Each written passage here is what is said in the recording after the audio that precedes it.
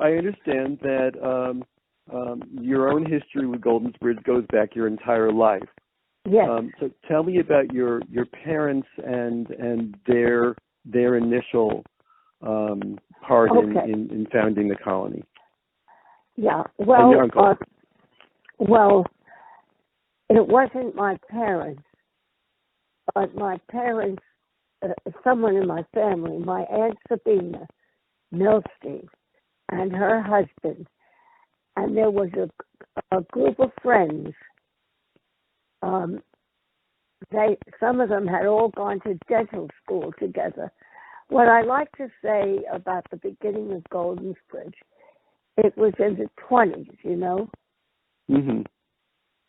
And my aunt and uncle were among the founders of the colony.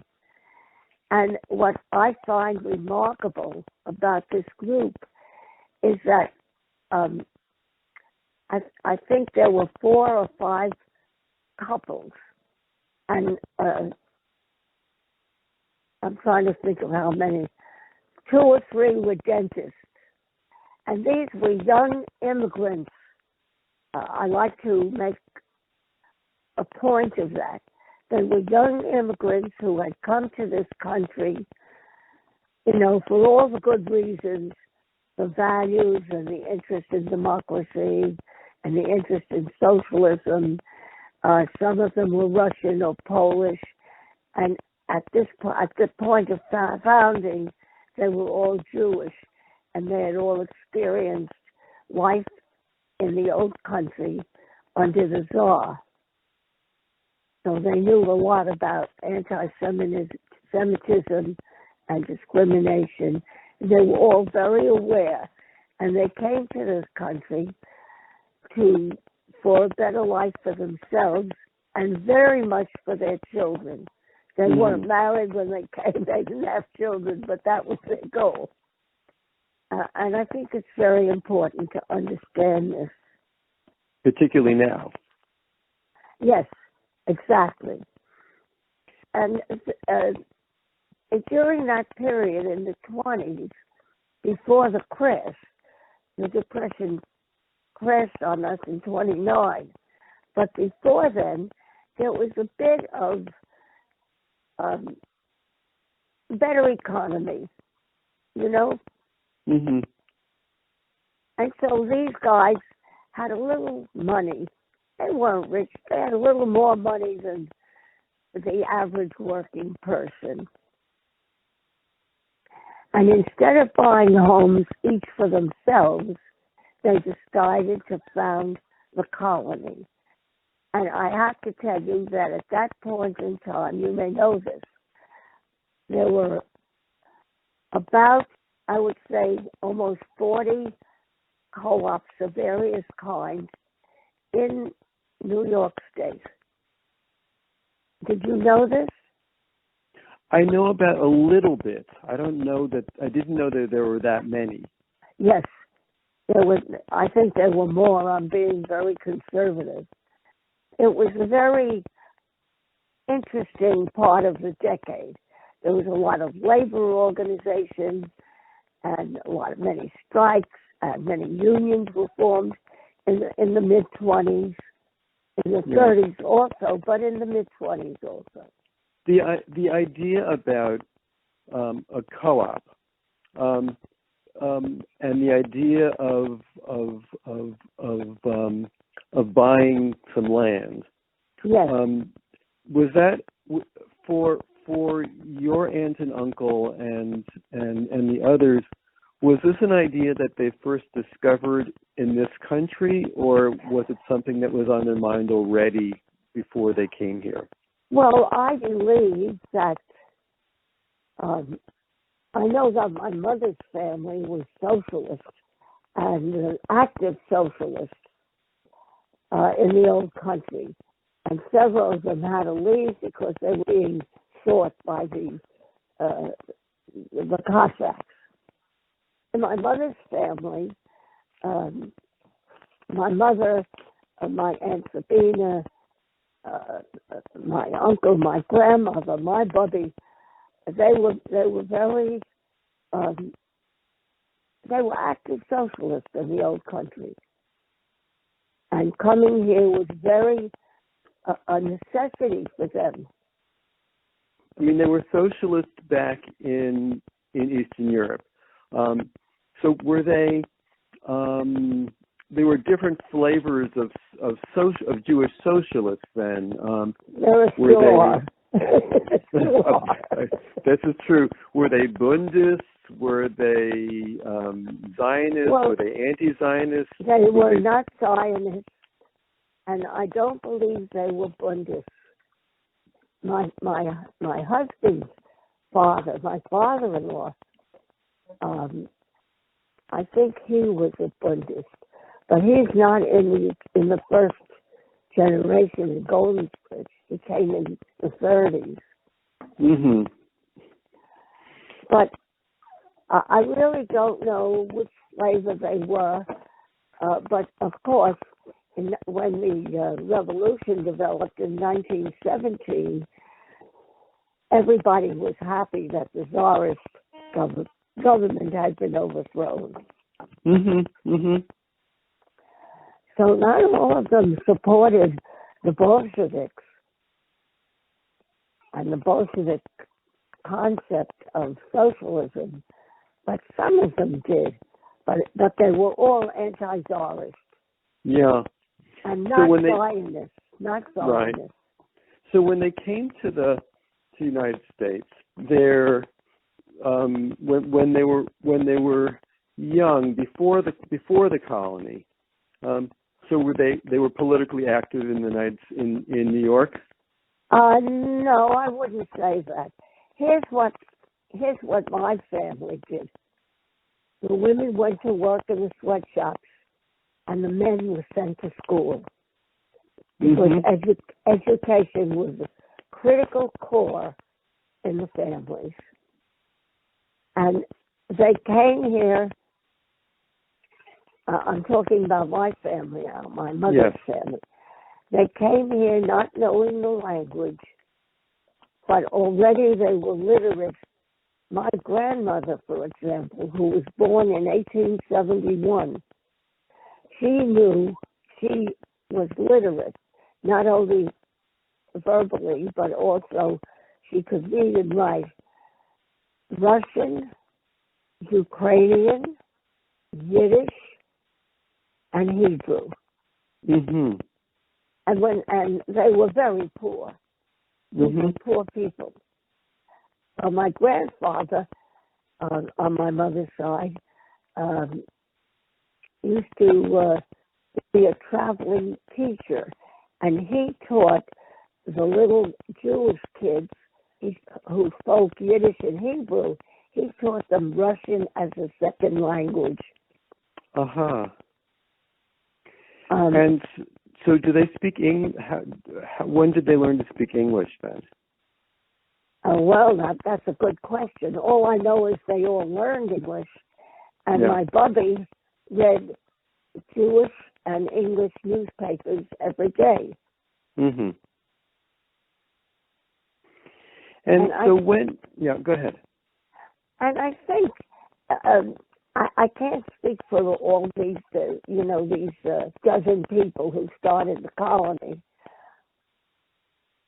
Are you there? Yeah, the phone did something. I don't know what that was. No. I can't speak for them as in as detail as I can speak for my family, but they were all in the same frame of mind, the same idea that children had to be educated, and there had to be a sense of free thinking, which of course is also interpreted in various ways by different people. Some things never change, right? Yep. So how did they find out about that farmer with the land? Well, they were, I don't know if they called themselves a committee, but that's what we would call them. They organized themselves and they went looking, and they found this the only Jewish farmer, and they had this was a milk farm, and they had certain criteria for what the land should be like. For example, it had to be accessible by public transportation, and they found Goldensbridge was only an hour and 20 minutes from Grand Central Station. They were all New York City people, or maybe Brooklyn, but you know. And the fare had to be relatively low. I think the fare for kids was $1. It was $1 to come out here. That's what I used to pay when I came out on my own. So they purchased the land together. Yes. When did they draw up the bylaws for the colony? How soon did that happen? Oh yes, I can't tell you when, but it must have been very early. The first summer here, they built bungalows or tents, and the first summer was 1927, as you probably know. Mm-hmm. And I imagine, these were organizationally sophisticated people. They didn't have to start from scratch with that kind of thing. So I would imagine that by 1930, the bylaws were in place. And did the first road come in before the first bungalows and tents, or at the same time? First road. Oh no. That was part of the cooperative venture. There was what we call Pine Street was Road 1. Mm-hmm. Then there was another road. I would say, I don't know who lives there now, but I don't think we had more than 2 roads, which were the boundaries, of the colony. Mm-hmm. There was no Hillside Avenue, but there was a road that came through, I don't know, Dottie's Shulman. Where she lives, that's where I live. That's where my family built their house. The original house there was the Milsteins. And there was a road that cut through what is now Hillside Avenue, cut through our acre down to the Barn Road. The Barn Road went from Road 1, which is Pine Street, over to the Hall Avenue, which parallels 138. Right. Hall Avenue ended at, I don't know, the Rosens. They bought. Mm-hmm. Okay. Yeah, they bought, actually, the Rosens. The original house was built by the Rosens, and I think the guy who bought it is also named Rosen. So this was before any plumbing, before any electricity? Oh, my goodness. Of course, there was no electricity. There was no plumbing. We carried water from across 138. And there was a well there? There was a well, yes. And there was also a well where Flammenbaum's is. I don't know I know who lives there, but I don't know her married name. But everybody cooperatively used those wells. Well, you know where I am. Yes. All right. Well, the house between me and Barn and Hall Avenue, that was the open property. He had a pump. Uh-huh. So we used his pump sometimes.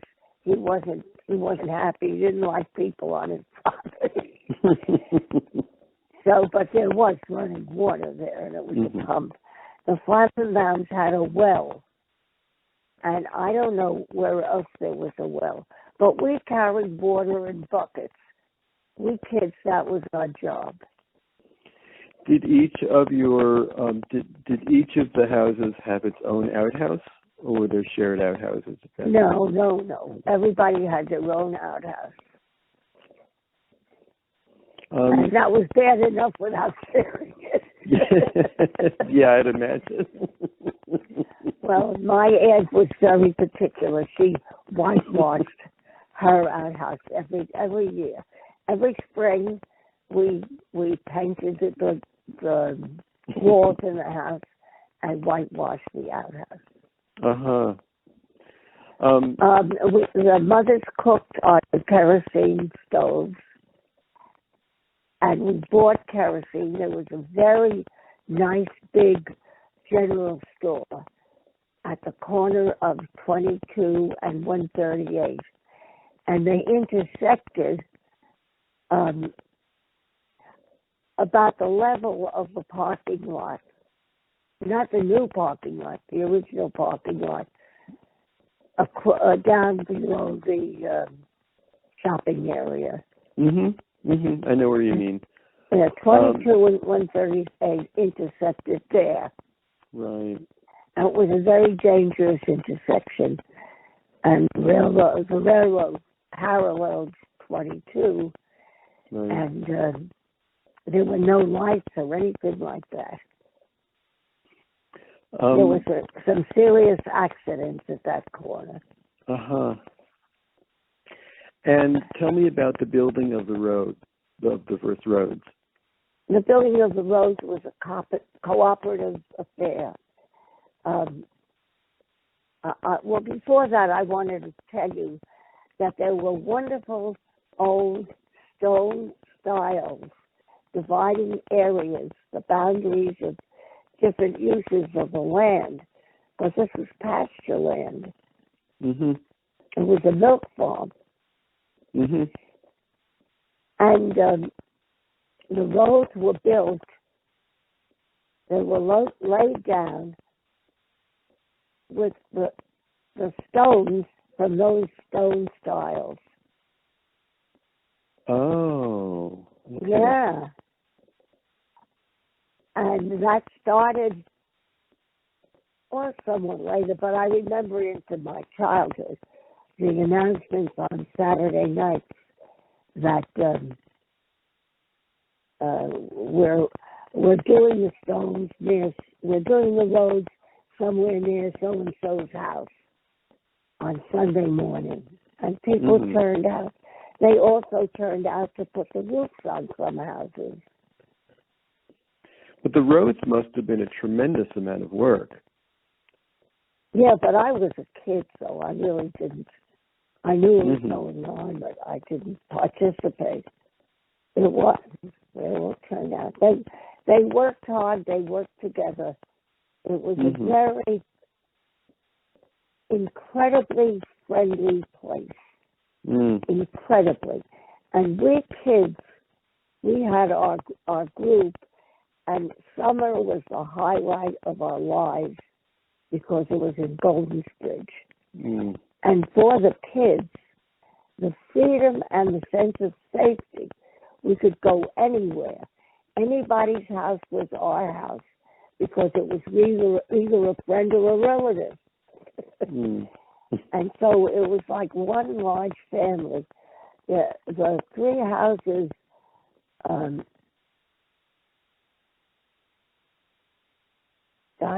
Dottie's house, as you face 138, on the left was Mr. Rosenberg, and on the right was this Oakland fellow, and then the Goldenbergs and the Berenbaums.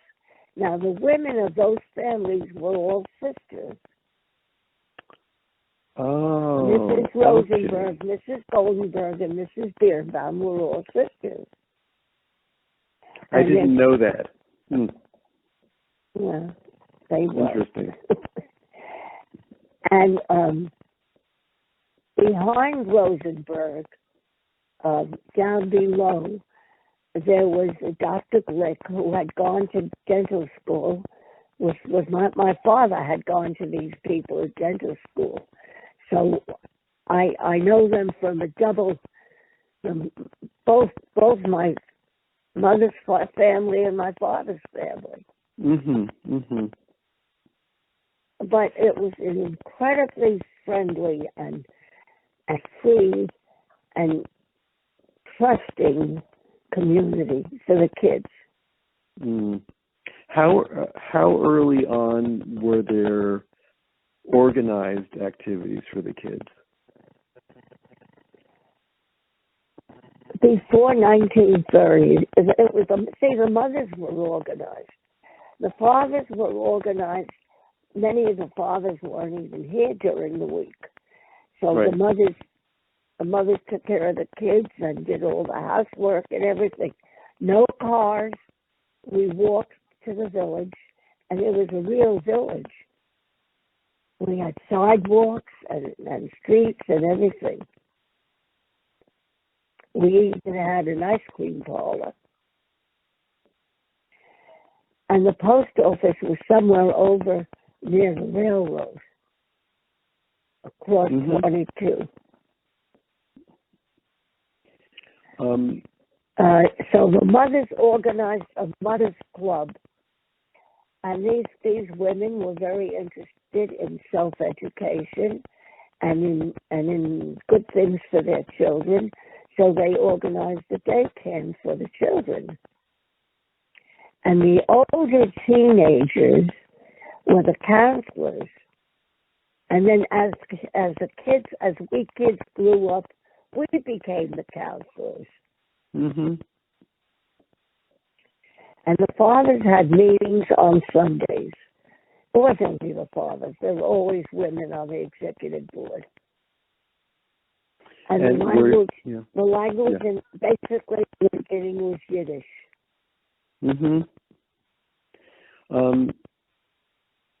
How early were there political differences?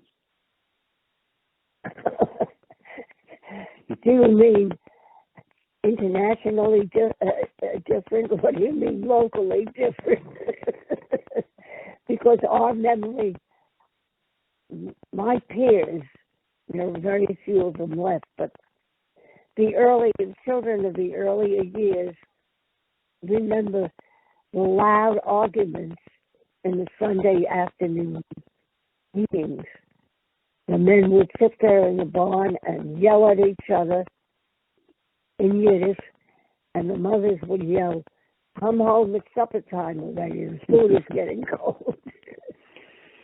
The arguments were more communist versus socialist, or internationalist, or what was it? Or what was the other one?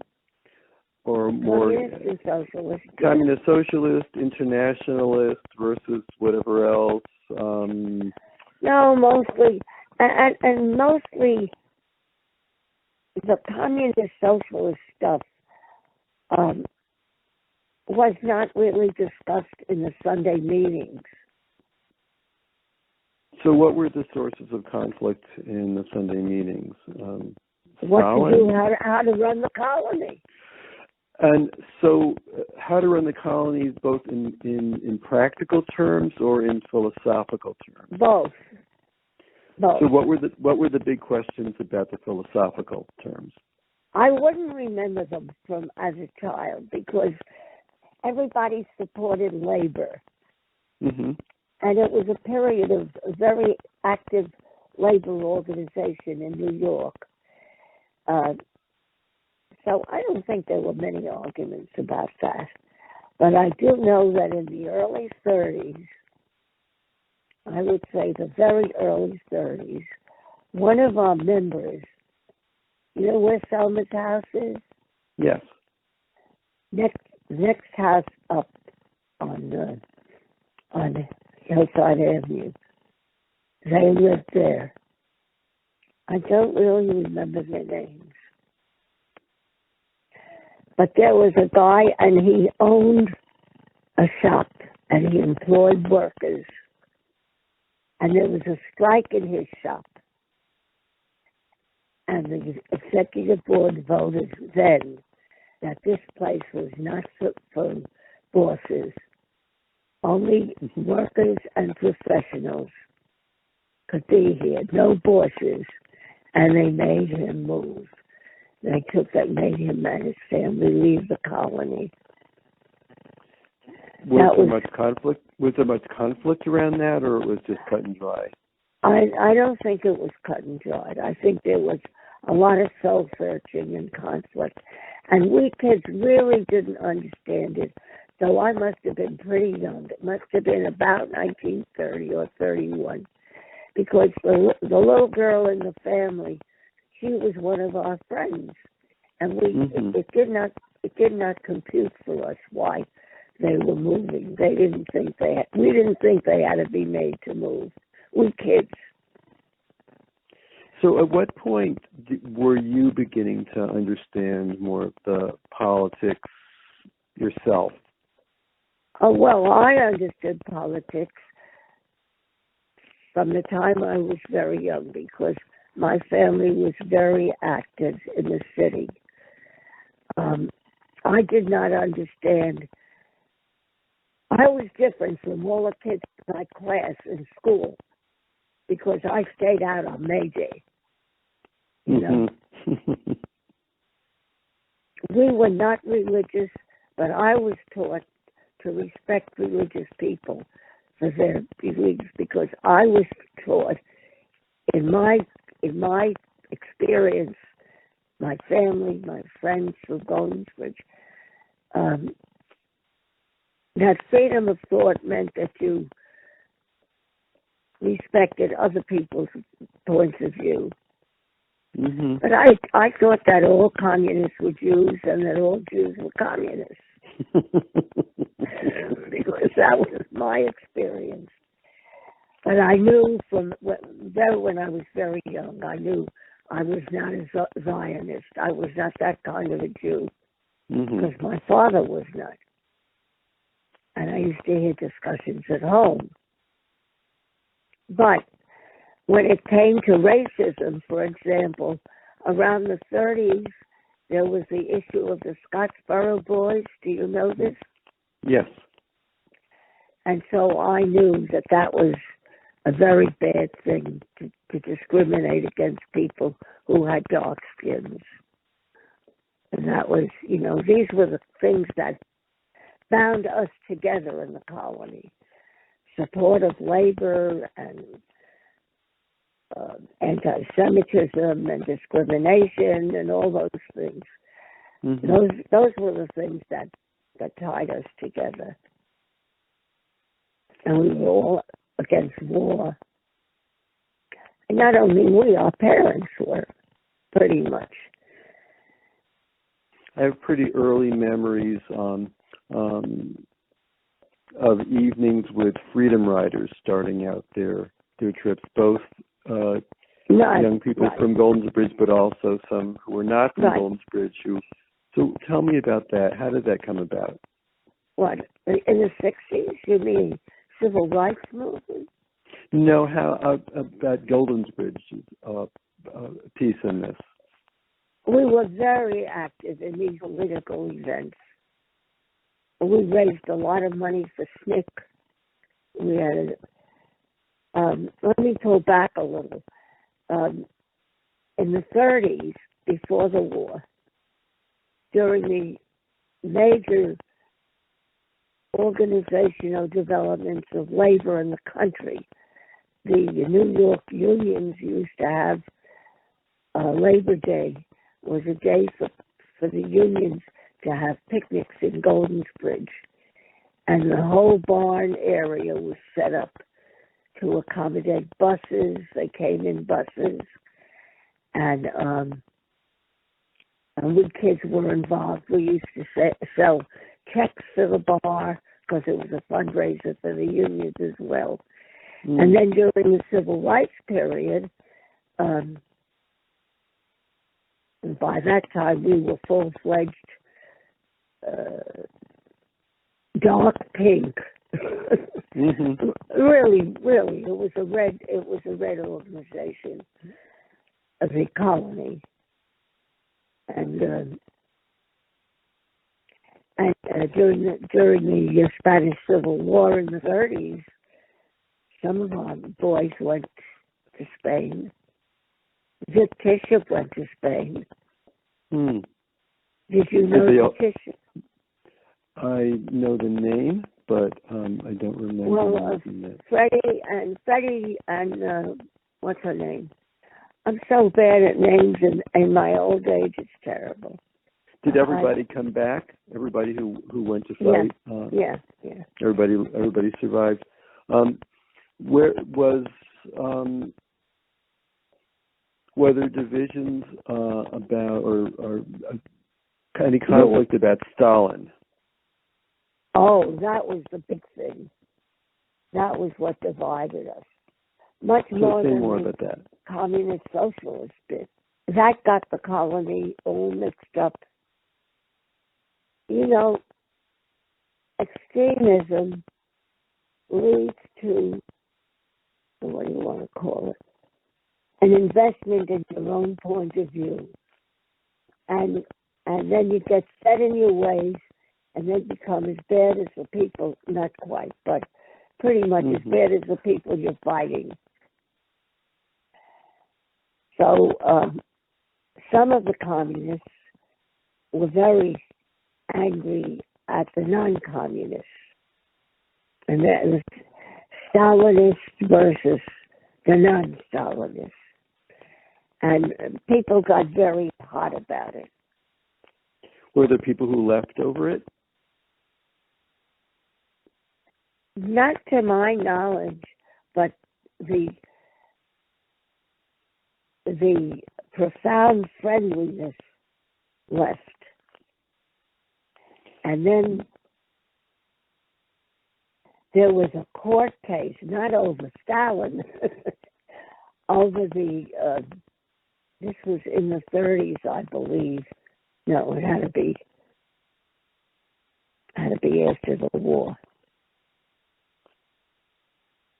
Because we had children already. Sometime in the 40s,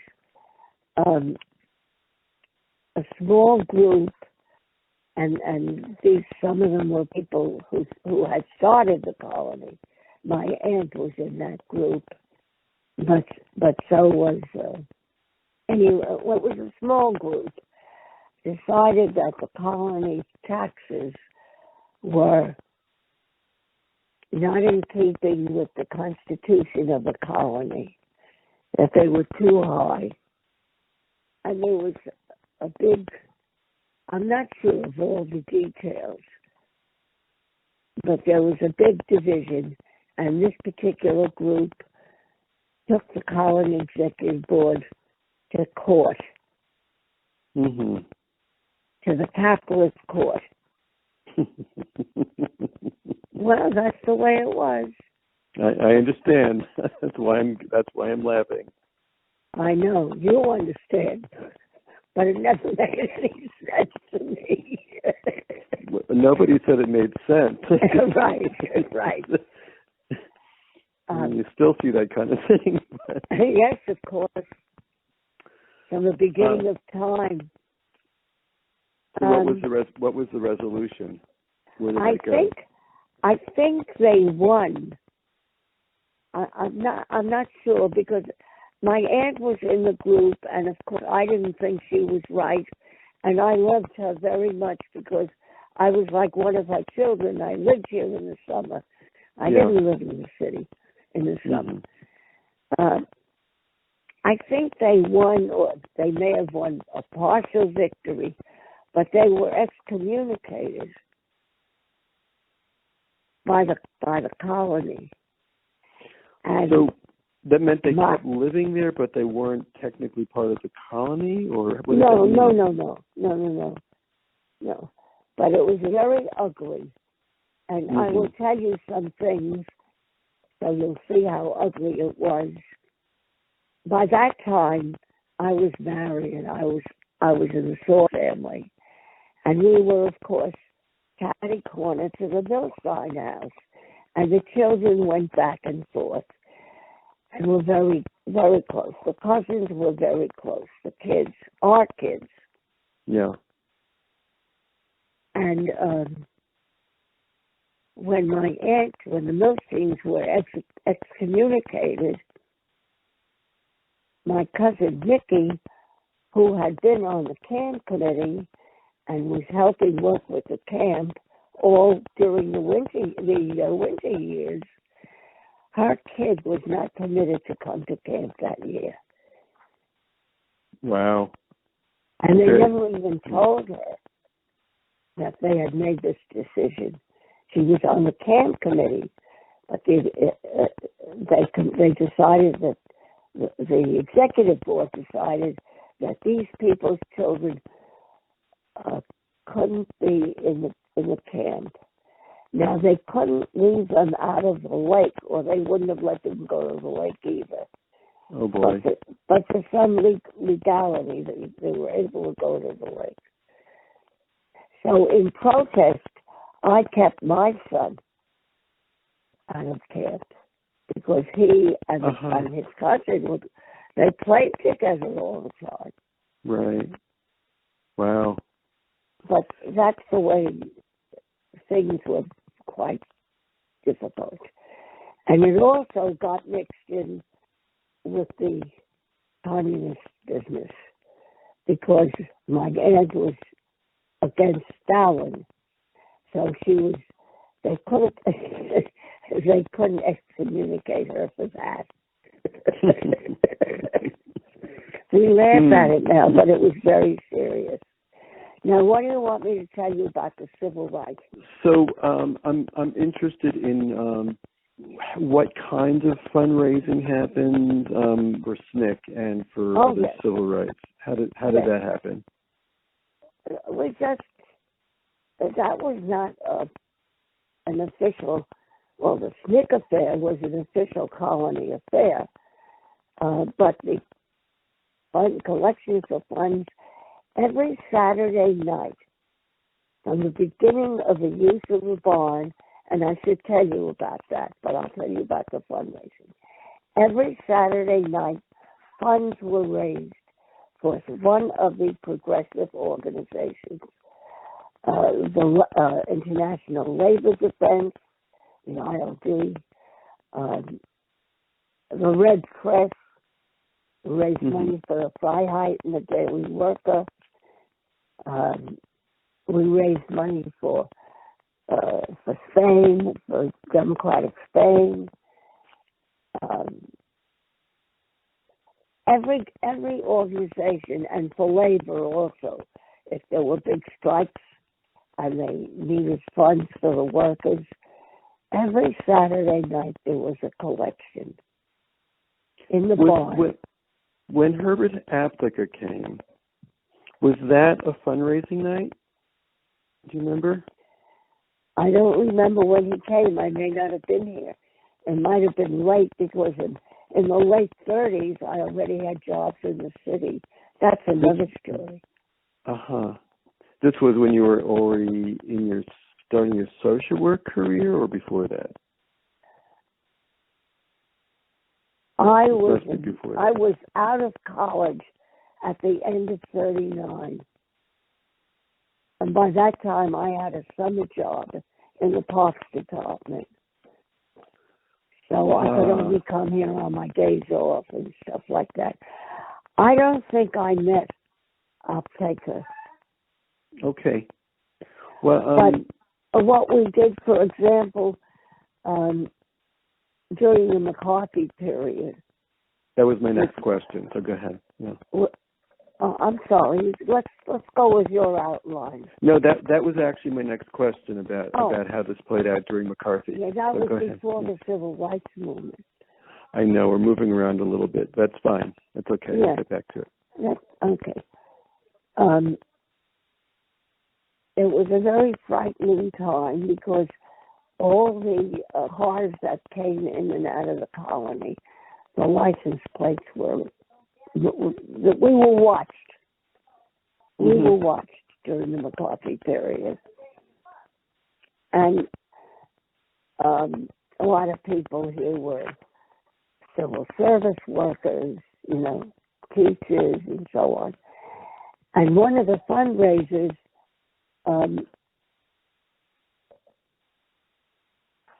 was for,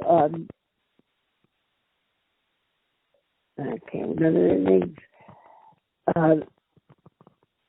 A Night with Shalom Aleichem. Mm-hmm. Two of the blacklisted Hollywood actors. Do you know about that? I'm not sure that I do.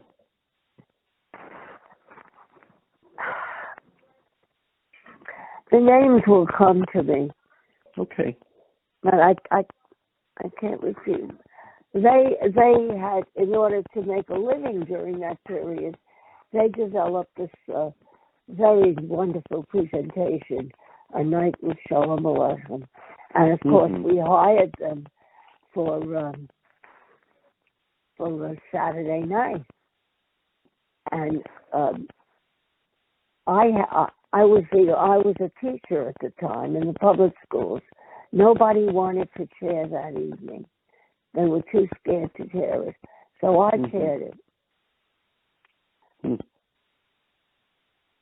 Well, it was a very scary period. Yeah. It was no picnic.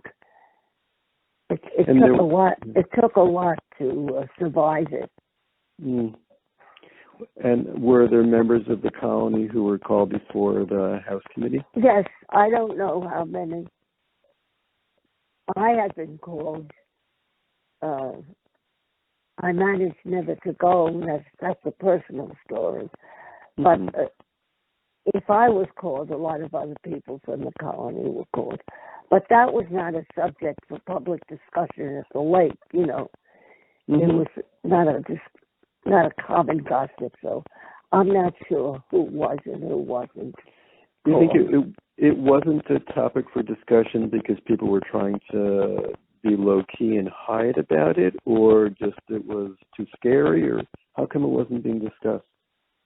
We could have a speaker come and discuss it, but it wasn't. It was very personal information. Okay. It wasn't commonly discussed that I know of. Just because it could have ended people's careers and. Oh yes, it did. Yeah. Not could have. Not could have. I never went back to teaching. That's another story. Okay. And I don't tell many people about it. It's just not a thing. It's not a thing you discuss. Okay. So, I did want to tell you about the beginning of Saturday night. Yes, please do. It was very early in the game. Maybe it wasn't the first summer. It might have been, but it was surely by the second summer. The barn was a much more barny-like building. You know, it had where the kitchen is was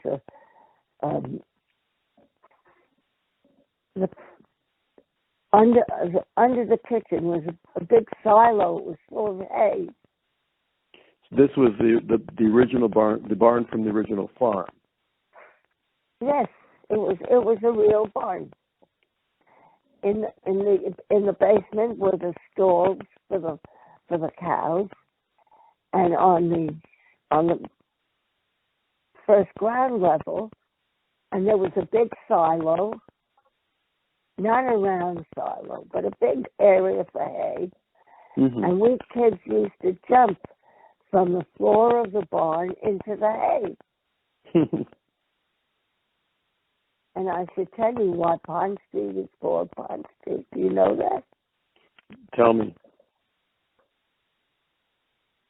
Well, it was, we had a wonderful brook flowing down Hillside Avenue, which was an open waterway, very late. It was closed, I don't know, sometime maybe in the 90s or the 80s, before the year 2000, but very late in the game. There was a brook that flowed down all these hills, and so there was a water hole down in where Pine Street is, and there was a stone dam, and the fathers dug dug out the part of the water hole and lined it some rocks and stuff and cleaned up the dam, and we all learned to swim there. So this is the original little pond before the lake. It was not where the lake is. Right, but this was in the years before the lake. The lake wasn't open till 38. So we had a good 10 years of the pond before then. And we all learned to swim in the pond. We spent our days, the kids, we spent our days down at the pond, throwing each other in the water. It was heaven. For the kids, Golden Spritz was heaven. Well, that was certainly true when I was a young child, too, that it was heaven. Yes, I know. The kids loved it, too. But it's not the same for them that it was for us. We owned it. Yeah. We owned it. In the sense that you just had the run of everything in those early days? Yeah. So when did that change, and why did that change? Oh, I can tell you. That's a story that should be known. It's a very sad story. We had grown up, and as teenagers, this was, I think, 37 or 38. We began to want to be out in the world, you know. I was younger than most of the teenagers, so I'm not sure it was 38. I would say it was about 37 anyway. And there was a guy, Izzy Pechersky. Did you know the Pecherskys? I'm not sure. Mm-mm. They had a house over on Lake Street. Mm-hmm. They were much later, but Pitch was he was a leadership kind of a guy, and he was older than we were, my peers, and so he helped us organize a youth club. And we had a fabulous youth club. We did a lot of things, a lot of fun things. And then when we started to look beyond Golden Spritz, you know, see what we could do out in the world, we really wanted to stay in Golden Spritz. They always hired outside people by that time because the older teenagers had already become adults, and they were doing things out in the world. Mm-hmm. And I should tell you that we all really fulfilled the dreams of our parents, because our parents felt that they wanted us to grow in this colony with these values. Mm-hmm. So the Lilienthal girls were older, and Millie Gold was older.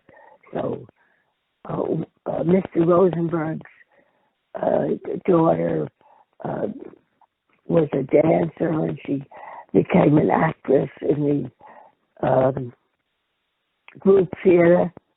Mm-hmm. And somebody else became an actress. I don't know what happened to her, but she became a professional actress. Mm-hmm. And I mean, this was a successful group. And these were go ahead. These were slightly older than we. But you know, young people in the 20s are much older than kids 5 or 6 years younger. Sure. Whereas when we made it into the 20s, 5 or 6 years didn't make much difference. You know what I mean? Yeah, I do. Yeah. Okay. It's different. Yeah. So we had this fabulous club, and we ran a newspaper for the colony with mimeographed it. One of the older young people helped us learn how to run a mimeograph, and we put out a newspaper, And we took a Saturday night, one Saturday night. Oh, hell, I was going to tell you about the Saturday night. What do you want me to do? Finish the story you're telling right now, which it started with talking about how things changed so that the kids didn't have the run of Golden's Bridge in the way that they did when you were young. Yeah, well, what happened was, as I said, it was a very good club. We did original plays and skits and poems and presented them Saturday night. We had a cafe night one night. We borrowed round tables and tablecloths and, made a regular cafe night.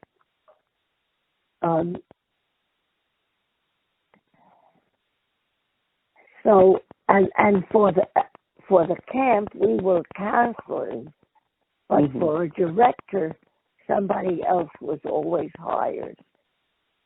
And from outside. Yes. Yeah. A left-wing person usually. But not somebody from the colony.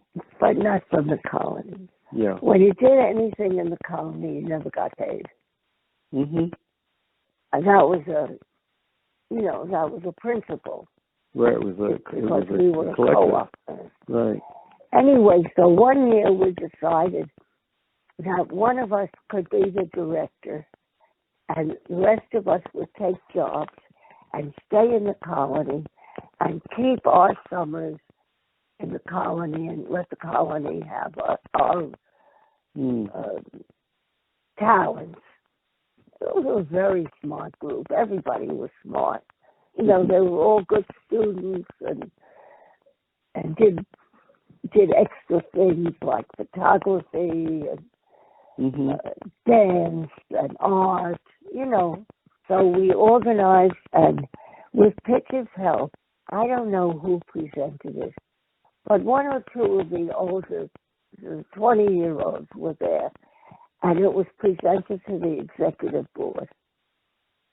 And the executive board didn't like it, but they insisted on taking it to the colony meeting, and the colony didn't want it.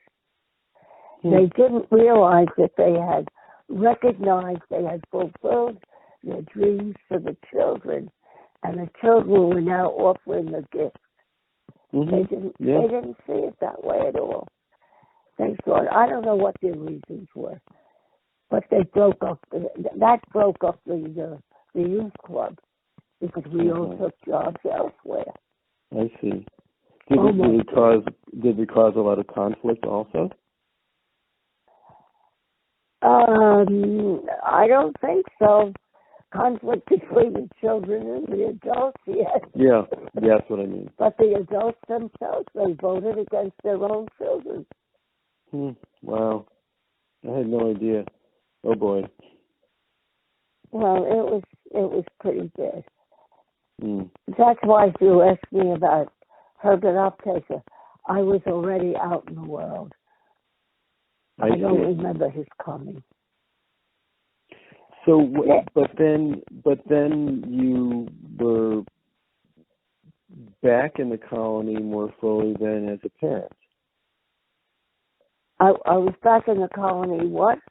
As a parent, yes? Oh, there's no better place to go as a kid.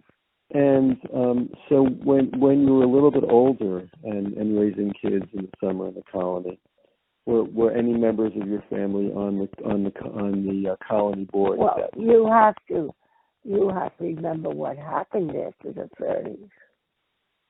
So explain what you mean. There was a Second World War. And all the guys went into the army. Right. And that's when I came back in the summer. And so how was with all the army-age men away, how did that impact on the colony? No, you have to say that again. The words are getting very muddled. Okay. With the army-aged men away? How did that affect the colony? The women did everything. So, and of course, the older men stayed.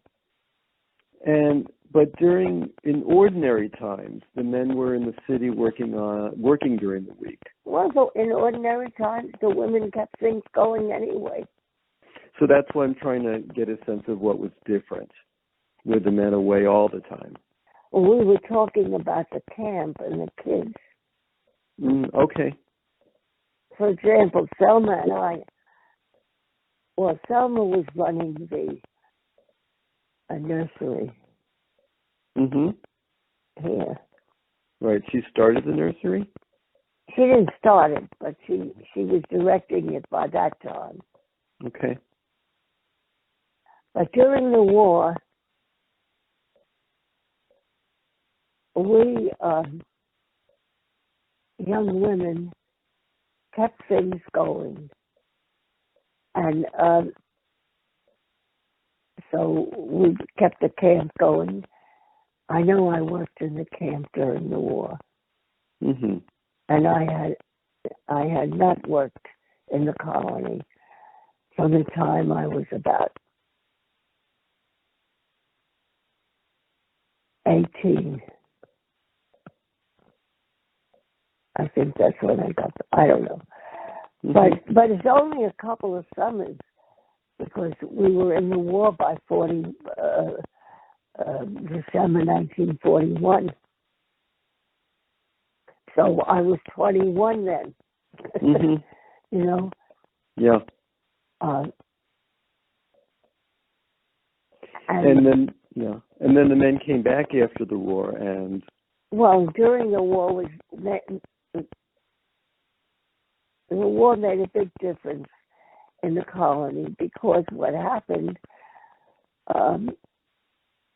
as I said, the young women we ran the camp, and Selma and I and another young woman, we organized the young teenagers, mm-hmm. because the camp only went up, I think, to 13.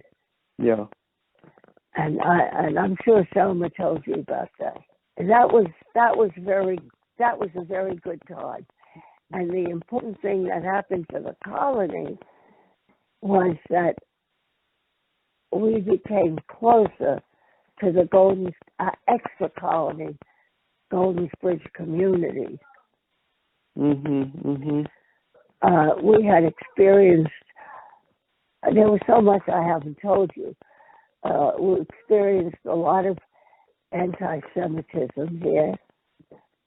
There were no Jews here until we came. Yeah. And the only Jew was the Jewish farmer who sold. We had experienced enormous anti-Semitism and anti-immigrants, mm-hmm. also. There was a period, our mothers really enjoyed being here. And I'm going back now to the earlier days. Okay. And a lot of people, friends and family who came, used to comment about how similar life in the colony was to the life in the shtetl, in the old country. Uh-huh, uh-huh. And our mothers used to wear halters, know what a halter is? Mm-hmm. And shorts, and go walking down the road singing Jewish and Russian songs. And the people in Golden Bridge, as I said, which was a town, it was a real town, they objected. Mm-hmm. And so the demand came back that we had to wear skirts when we went to town and behave more like real Americans, whatever that was. Mm-hmm. Whatever that was. Yeah, but during the war, some of these dividing lines softened.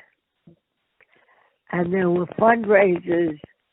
Did you know about the Bondi Palace that was up on top of the mountain across the road? I don't think so. Well, there was a castle up there. The vice president of American Cigars, United Cigars, owned that property. And we kids weren't allowed to walk on it. We were chased off. And so one of the things, especially the boys used to do, they would sneak up the hill and get thrown off. Mm-hmm. And then they would come and brag about it. Yeah. When he died, it became I forgot the name, became a restaurant. And after the restaurant, it then became the housing development that it is now. But during the war, Mrs. Bondi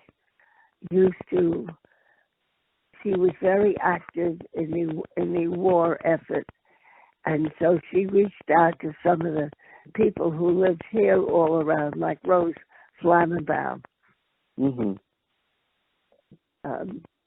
Rose's granddaughter, Carol, has the property. I just don't know her married name.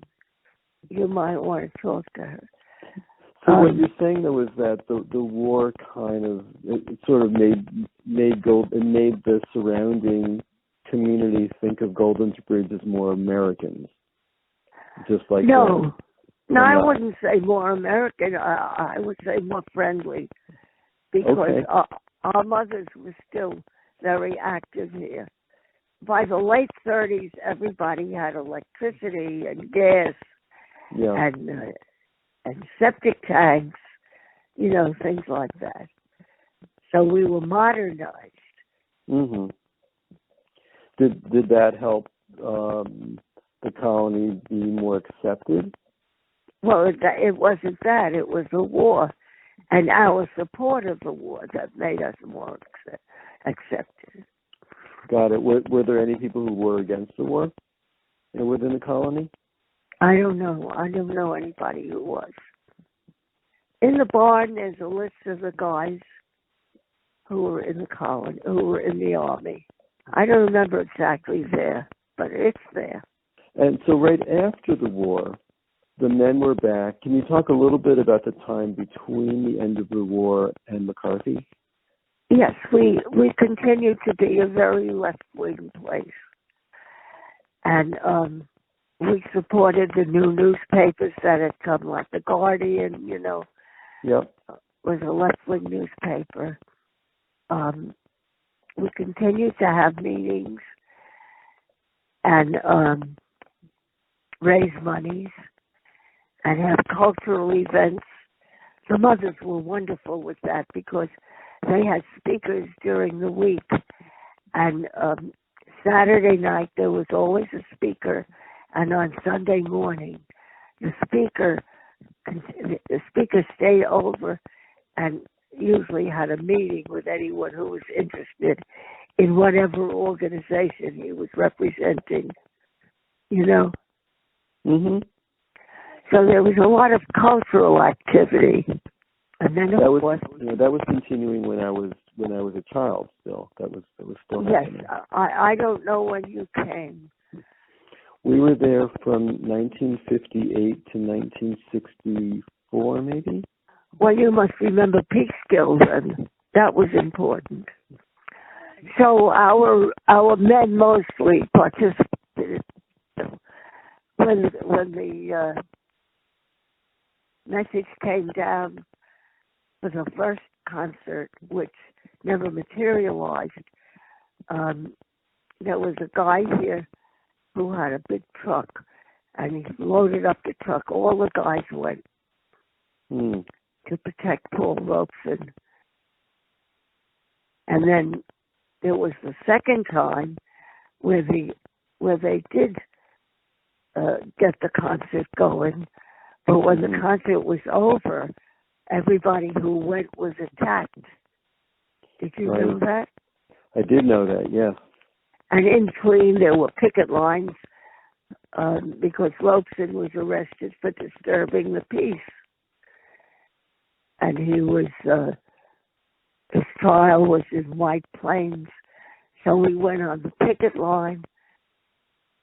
The we got buses and we went on a picket line a couple of times.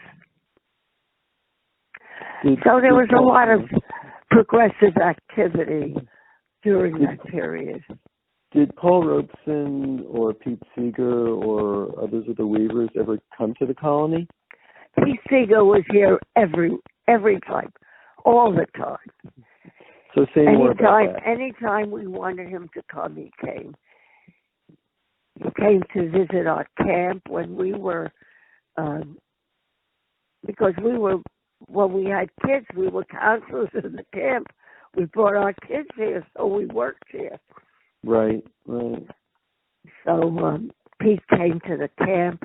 In fact, there is a movie that we made when Pete visited the camp, and I remember it very clearly. Nobody knows where that damn movie is.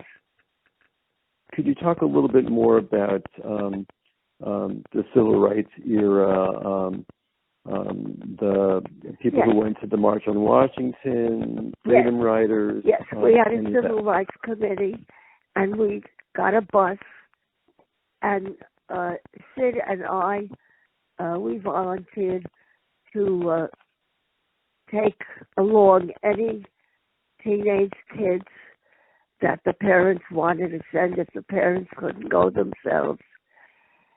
And we had a group, and we visited the black families who lived on 138 and offered to take their kids.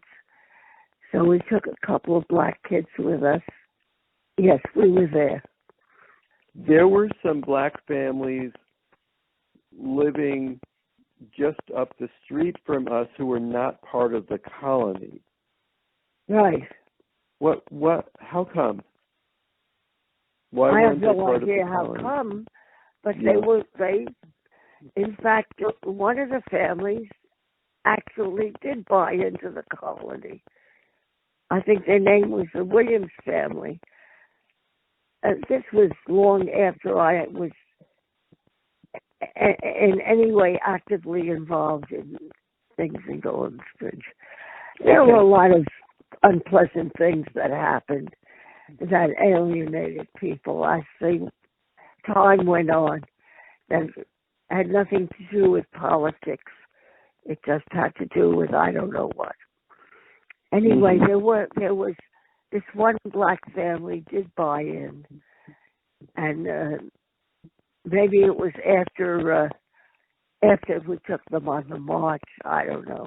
But Sid and I visited all the black. I think there were 3 or 4 black families. We always had somebody black in the colony.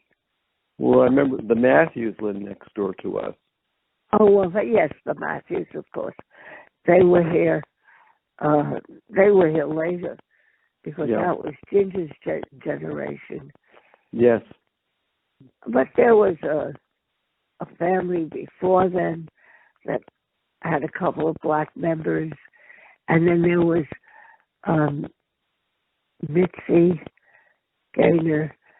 She was a white child, but her father was black and her mother was white. And they lived in the colony. A couple of people. On and off, Yeah, So maybe we should leave it at that for now. Okay. I'm writing my own autobiography, and I have something on Golden Bridge in every chapter, of course. That's terrific. How far along are you? Oh, I don't even want to tell you. Okay, I won't just ask got that into the 40s. Okay. What do you intend to do with this? Share it with everybody. Oh, well, that's nice. I'm doing some of my own writing, but my main reason is just to do it, so everybody can have it. That's lovely. Well, that's what Golden Bridge taught me. It's a very rich story. Keep up the good work, Bob. Thank you. Okay, I will talk to you soon. Okay. Okay, bye-bye.